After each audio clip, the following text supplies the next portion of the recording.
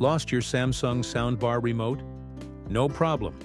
Today, I'll show you how to turn on your Samsung Soundbar without it. I'll dive into 2 simple methods that ensure your sound experience remains uninterrupted, even without the remote. Let's get started. If your remote is nowhere to be found, don't worry. Your Samsung Soundbar is equipped with manual controls that are easy to use. You'll find these buttons conveniently located on the top of the soundbar. Let me show you how simple it is to use them. First, press the power button to turn on your soundbar. Next, if you want to change the input source, maybe you're switching from watching TV to streaming music via Bluetooth, just press the source button. You can toggle through options like USB, HDMI, and Bluetooth until you find the one you need. Now let's look at another fantastic way to control your soundbar without the remote. It's with the SmartThings app. This app not only turns your phone into a remote control, but also gives you advanced control over your soundbar. First things first, make sure your smartphone is compatible. The app works with Android 8.0 and up, as well as iOS 12.0 and higher. Next, connect your smartphone and your soundbar to the same Wi-Fi network.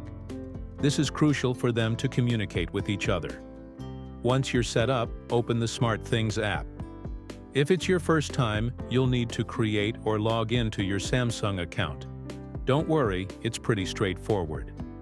Now, for the fun part, connecting your soundbar. Turn on your Samsung Soundbar and open the SmartThings app. The app is designed to automatically recognize your soundbar. If it does, you'll see a registration pop-up.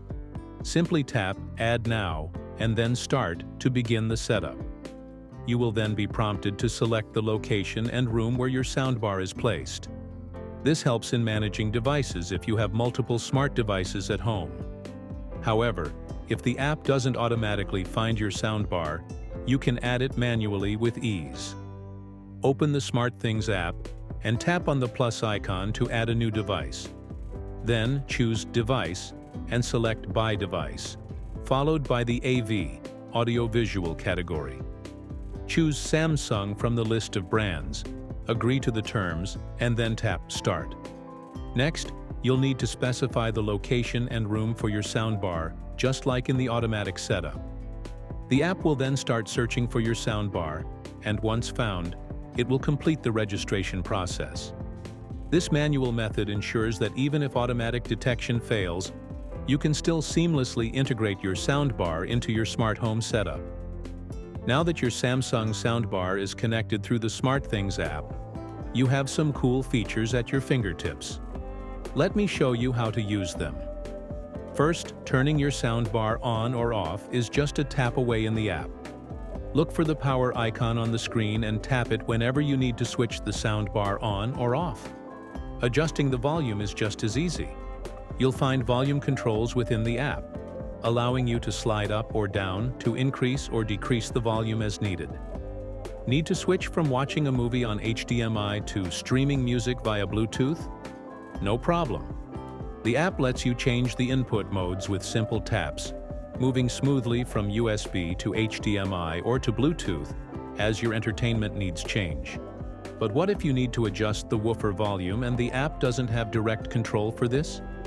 In such cases, you can often manage woofer settings directly through your TV's sound settings. This is especially useful for fine-tuning the bass levels to match your viewing or listening preferences. Just navigate to the sound settings on your TV, and you should find options to adjust the woofer volume there. That's it for the video. I hope these methods helped you turn on and control your Samsung Soundbar, even without the remote. If you found this video helpful, please give it a like and consider subscribing to our channel for more useful tech tips. Also, if you have any questions or additional suggestions that worked for you, drop a comment below. I'd love to hear from you. Thanks for watching, and see you in the next video.